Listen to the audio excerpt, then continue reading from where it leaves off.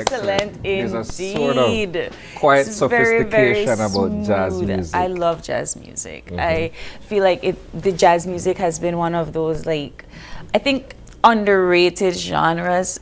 In my opinion, I think that we only think about jazz when we're thinking about those jazz bars or like a mellow type of thing. But I think it fits the holiday season, if you will, just a little bit.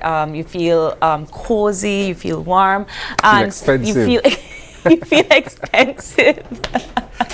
But that was the Pelayo trio, and on the guitar we had Loreto Pelayo, on bass we had Christopher DeShield, and on the drums we had Josh Herrera. So they are going to join us on set this morning. So we're going to have guitarist Loreto Pelayo. Good morning. Good morning. And welcome. bassist Christopher DeShield. Good morning. Good morning. Great to be here. Good morning. Thank you so much for being here and gracing us with some smooth vibes this morning. Yes. I very, very mellow. Yes. Let's talk about your band, Mr. Pelayo. Yeah, so this band actually started only about 5 years ago. We have Christopher DeShield here. Also, we could call him a founding member. He's been here from the beginning. He's never let us go. Yeah. And you know, it kind of started in my UB years because I developed this passion for jazz music. You know, in like a very real sense. Because this music is not something you could find in Belize, and that's some people find that a controversial statement, but I don't. Because when we talk about jazz, right, we think about, you know, John Coltrane, Charlie Parker, Louis Armstrong, Miles Davis. Yep. And if we want to hear, you know, the music that these people were playing, you know, which in itself is a very diverse genre, we can't like roll up to the jazz club and say, okay, I'm going to sit down here for 2 hours and I'm going to listen to, you know, the hip new music.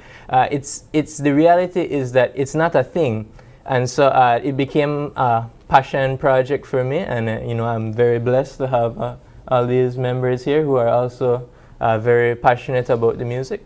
And so you know, my goal really is not, you know, many people when they get into music, their goal might be to become famous, to make a living off music in Belize, or you know, whatever else it might be. But my goal is plain and simple: to play jazz and to enjoy it. Nothing else. That's all it is. So beyond the Duke Ellingtons and some of the names that you mentioned earlier, who are some of your contemporary influences? You mean those are alive? You know, the interesting thing is that, you know, if you watch movies like La La Land, they will say jazz is dead, but jazz is not dead.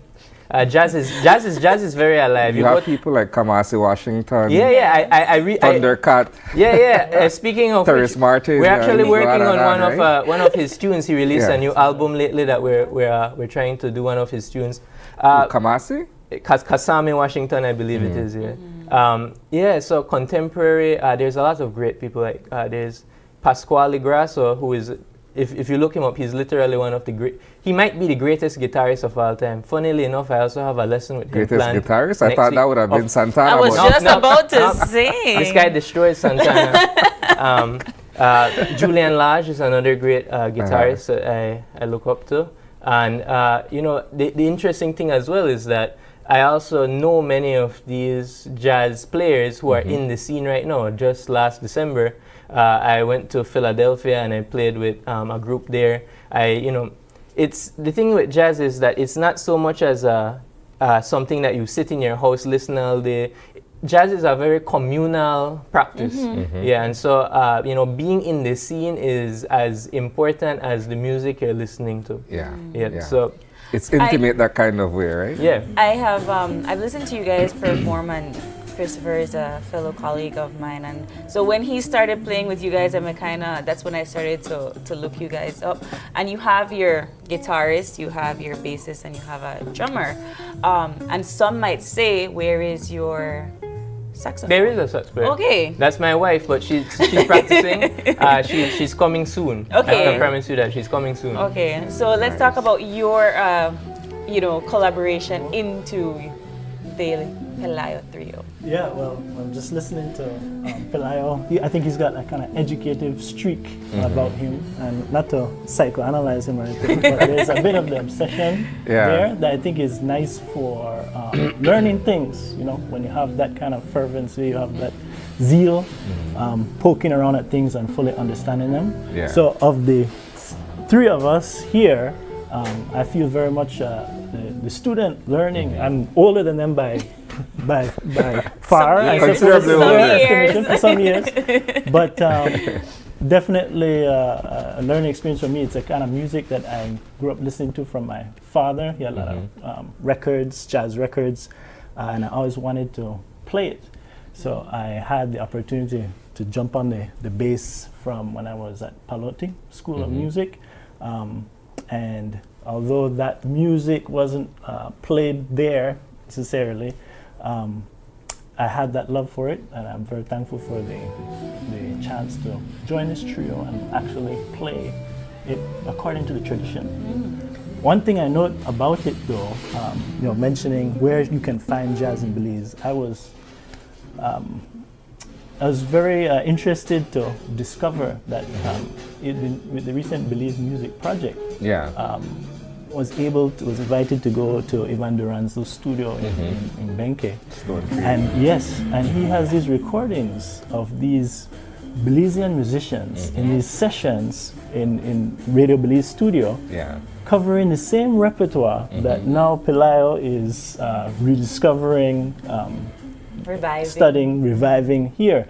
So there are Belizean antecedents to this type of music and this tradition that we don't often point to. You get references to maybe in a Mandala newspaper talking about certain figures in Belizean history.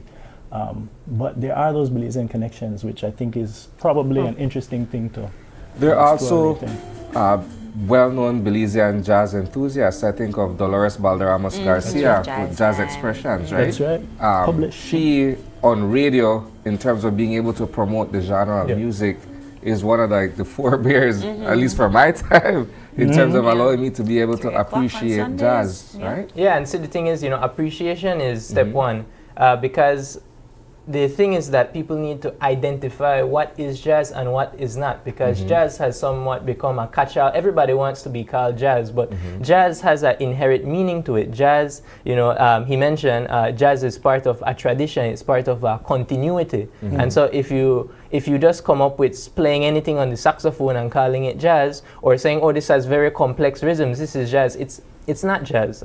There needs to be a continuity with what jazz was and what jazz is. It cannot be in 1950 it was one thing, and in 2020 it's completely separate. So music evolves. So the music can be different, it will be different, it will be more modern. But there are laying foundations of instruments and tunes and melodies that would say it's jazz. I'm asking because when I visited New Orleans, that was one of the I got my educated tour, and that was something that was explicitly explained, that yes, it can evolve and so forth, but there are certain foundations of tunes that you can't remove, like blues, you can't remove ragtime and so swing forth. Feel, from jazz itself, right? And I'm glad you're saying that.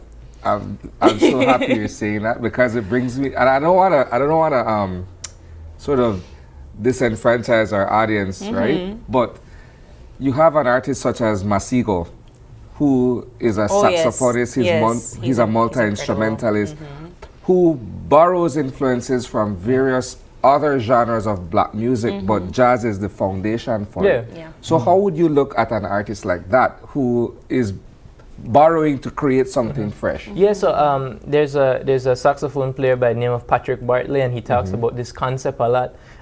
Much of black music is derived from jazz. The rhythms of music is derived from. Even rap, music is black. They're sampling a lot from jazz, and so because of the great tradition, it only makes sense that many different art forms are borrowing from jazz. And even like when I say things like this is jazz, this is not jazz, it's not to say this is good music and this is bad music. That's not what I'm saying. I'm saying that one thing is identifiably in one category and the other is not. And so I think it's a really great thing. There's somewhat of a jazz revival, some people are saying these days, because many contemporary artists are rediscovering you know, the richness of jazz. And actually, there are many like jazz artists who are very famous today. Like there's a singer by the name of Samara Joy. She sings straight ahead jazz. Like there's nothing about it's straight ahead jazz. And she, I think recently she has like 4 Grammy Awards now. And so and awards. the people are there. The music is not dead. The music is alive. And you know, some people are saying that Lauve is the new resurrection. She sings that, you know, slightly different type of music, but you see she also sings some songs that come from what is called the Great American Songbook. And what this is that and next reason why I said jazz is very communal music is because the repertoire is common. You know, I could go to China, find some jazz musicians over there, and we would have a shared pool of tunes to pull from. And so these are a language. These are tunes that in the 20s, 30s, 40s were very popular in the U.S. Jazz musicians, you know, took and played their own way, and they became what we call standards. And so, you know, this one was actually I'm calling it contemporary, but it was from the 1950s. We played a tune called Nardis. It was written by Miles Davis, popularized by Bill Evans. But we could go, you know, to a jam session at, I don't know, Chris's Jazz Cafe in Philadelphia and call Nardis, and you know, everybody knows Nardis. And so like it's like not so much about the I, about the me. It is about the me when I'm improvising, but as part of the collective, it's, you know, it's a group activity. So do you think, go ahead. Do you think Belizeans have this appreciation for the genre the way how it resounds across other parts of the world? Like I think Thelonious Monk and all of these other artists who paved the way for what it is today. But I don't know if they are sung heroes in Belize as they are elsewhere. No, they're not. You go to New York, you see they have a statue of Duke Ellington on Fifth Avenue. Belize, and so that's kind of part of our goal as well. We want to foster a appreciation of jazz in Belize, and that's why I said we're not. And when I say we're not going for the gigs, that runs deep. So our goal is to eventually have a place where people could listen to this music regularly, long-term goals, right? And so our goal is not to get the hotel gig to play in San Pedro, appease a bunch of tourists, come back, collect the money, and you know, celebrate. That doesn't make me happy. I'm not happy doing that. And so if Belizeans have the appreciation, some do and some don't. But that's why, you know, we're here, we're bringing the music. And you know, if we look at the setup, you know, it's a very traditional setup. Many people won't notice this, but what's happening is we're physically identifying the group with jazz. If you look at this drum set, it has one rack tom. The kick drum is a bit smaller. If you look at the guitar, it's called a hollow body guitar. It has one pickup on it.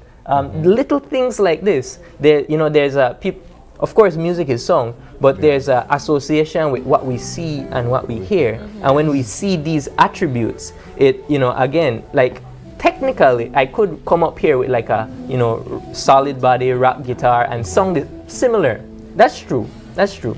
But if I came up here with, you know, a huge guitar amp, you know, the guitar has like the deep cutaway on it, him on an electric bass, we theoretically could play jazz, but then there's a dissociation with what we see and what we hear, and so these two elements, you know, have to combine. But I feel like we could talk about this for an entire show, and I would be very entertained. But we want you guys to do us a small performance before we wrap up our segment this morning. But maybe perhaps Deshil, if you could chime in here, where can we find the Pelayo Trio for the remainder of the holiday season?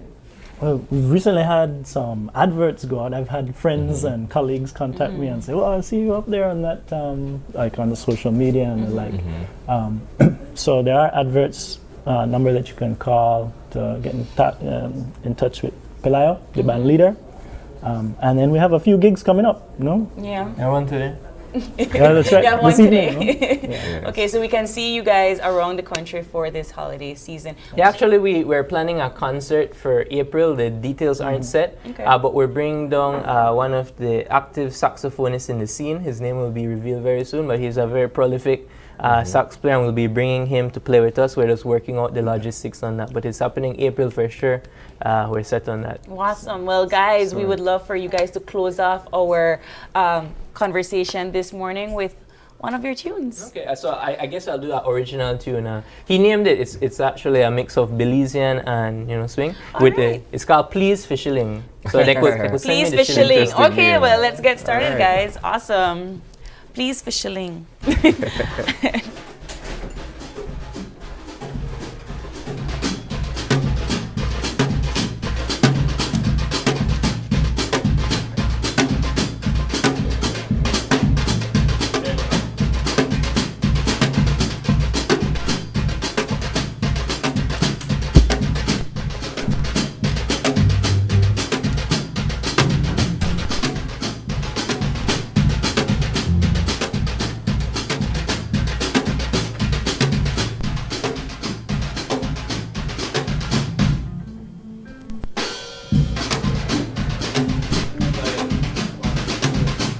Thank you.